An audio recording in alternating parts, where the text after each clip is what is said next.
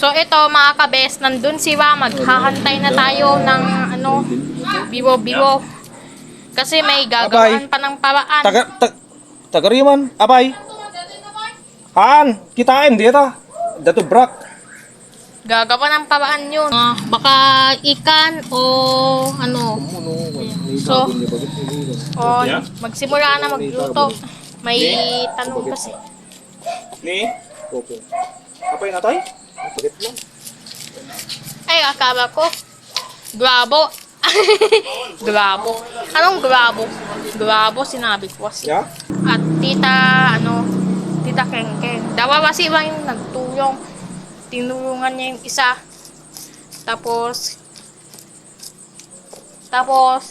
piniga-piga yung ano, tapos nilagyan ng mainit na tubig. Gusto niya yun, Tews. Habang ipos pa ba ang Ilocano? Ibig sabihin, buntok ng puno sa fish. Ayan yung pinaka-buntok niyang puno mismo. Ano ba yung sahog niya? Banana na damimid at yung yung kamote yata. Nang gugurat. Ito yung tinupig. Nakalagay sa paper box. Then, ito. Mabuild naman masyadong camera ko. Snap. Yun. Yung bata na rana. Tapos, si ate Selma, parang ano ko yata. Ewan ko kung ano. Pagkain na pulutan. Tapos, mayroon pang mga bihon. Ay, ewan ko kung anong handa na. Hindi naman kasi nagkekek sa laro daw. Ewan ko kung anong ibig sabihin yung breast milk. Mayroon pang ano, New Year like yung baka yung isang ano, tilapia. Baka kinain na yun. Kaya nag-catch na ito. Magbabat ng tapos pananawala. And so, tatlong sibuyas, sabi niya. Inapak mo naman yung sibuyas, sabi niya sa akin ni Papa. Oo, ako. Mayroon kasing hinati. Ay, mayroon kasing nakalagay pa kanina.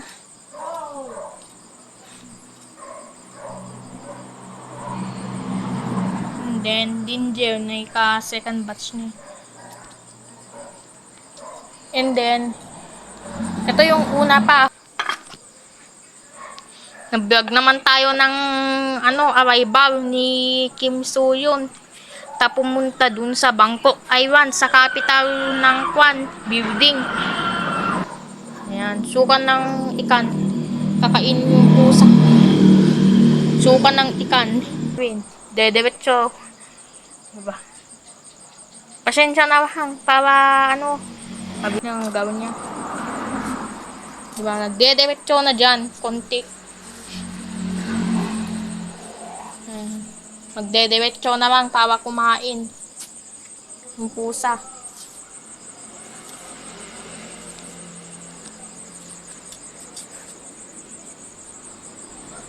Nababa ko nung noon. Paulit-ulit kong sabi ko, wala na kasing sabi kong papaante. Yung pusa nung noon, nimapitan ko. Kakadaan kaya hindi ko napapapitan Mas lamang kagat. 5 years old ako nung bata. Kaya hindi natin sabihin. Secret. Ganyan ako kapag matanda na ako. Alam ko na magluto. Kasi yung rice na na kasi parang matigas niya. Parang kulay black na. Kulay brown, ganun. Chopping board, ilagay mo sa gilid. Oh. Gilid. Saan kaya? Ay, dito. Ang dami kasing kabiskis. Daming kabiskis. Then, babik ko na sa gilid. Para, panggamitan naman sa susunod bukas. Magno-noodles ako bukas. Hindi na tayo nagno-noodles. Ganyan.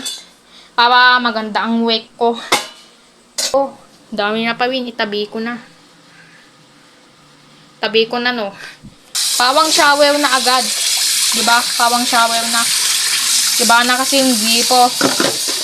And then, hugasan yung pinaka, kasi yung tinatawag. Ibig sabihin, kumuha sila. Yung fish. Fisheries ang tinatawag. And then, kawawi. Kawawi. Then, wala yan, basa. Pero, hugasan pa ulit. Diyan sa gripo. Naghahantay na kasi ako yung yung bibo-bibo. Aging, tapos, meron pa yata ibabagay sugar. Sugar pa. Para mas sumara. And then, ganyan naman, guruin naman yung parang maayos kasi fish talaga, ganyan talaga. Ganyan ang fish. Ayusin dapat, pero kahit then, ang krill naman dyan, pero dyan ang labo. Mawiwag dapat. Ibig sabihin. Mawiwag. Sana yung paan. Oh, ay, wala. And then, ito na yung fish. Tapos, ilagay na pa rin.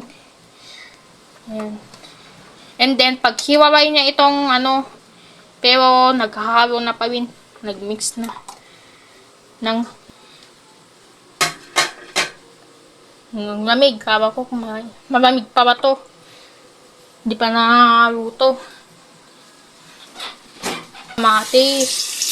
Hugasan pa ba sa gripo? Kamatis pa. Yan, kamatis pa. Okay na kasi yan kung may kamatis. Papadagdag sa sabap ang luto ni pa. Ganyan ako, malakas akong kumain. Tignan mo kanina. Malakas akong kumain. Nung nag-aircon kami, meron naman yung result. Ang klaseng result. Ganda yan kasi hindi ko mapapantan. Baka ganyan ako, kinagat. Baka yung belg. Nababa ko yung belg. Kinagat ako. Hinimapitan ko kasi yung belg nung noon. Bata ako. And then, magic sarap. Magsasabi, good evening po. Sabi niya, good eve po. Na shortcut talaga. Ganyan talaga ang mga madami dapat konti. Sarap kasi yung luto. Lawa kong mas magawing na talaga. Ay, lawa kong mas magawing na ako sa susunod. Ganyan. O. Ayan, mantika pa. Lagyan pa sana ng suka para mas masarap. Suka pa sana konti. Ayan, mantika. Dadamihan niya yung mantika para ma-oily ang soup. And maghahanap suka. Diba? Lalagyan niyang suka para may asim, masarap konti.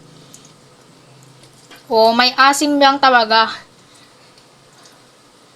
Ganyan sila magluluto yung taga Camarines. Camarines. No, na yung apoy. Before yun. I-open na yung apoy. No-open na pa rin yung apoy.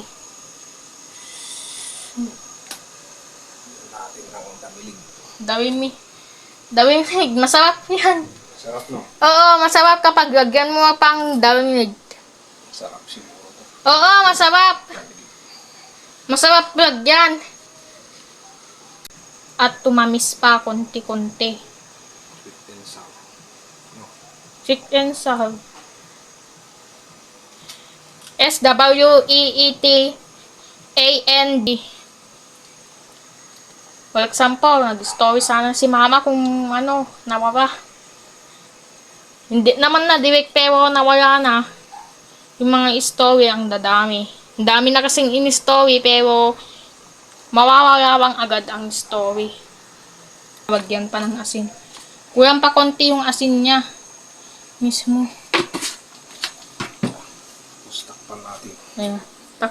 Takpan na daw. Gamitin. Magaling maluto. Oo. Nabutok na yan. Videoan ko na. Mga ano yata.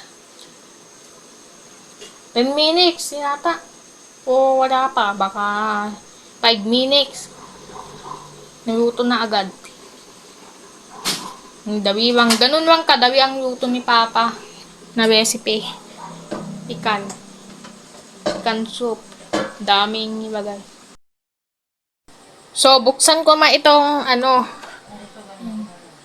bubuksan ko na itong ulam dahil ito yung ikan na may saging, kamatis, onion, ginger, magic sarap, asin, suka, ganun, mantika. Ganun ang sangkap ni Papa. Mapapa-extravise ako dito. Mamaya lang.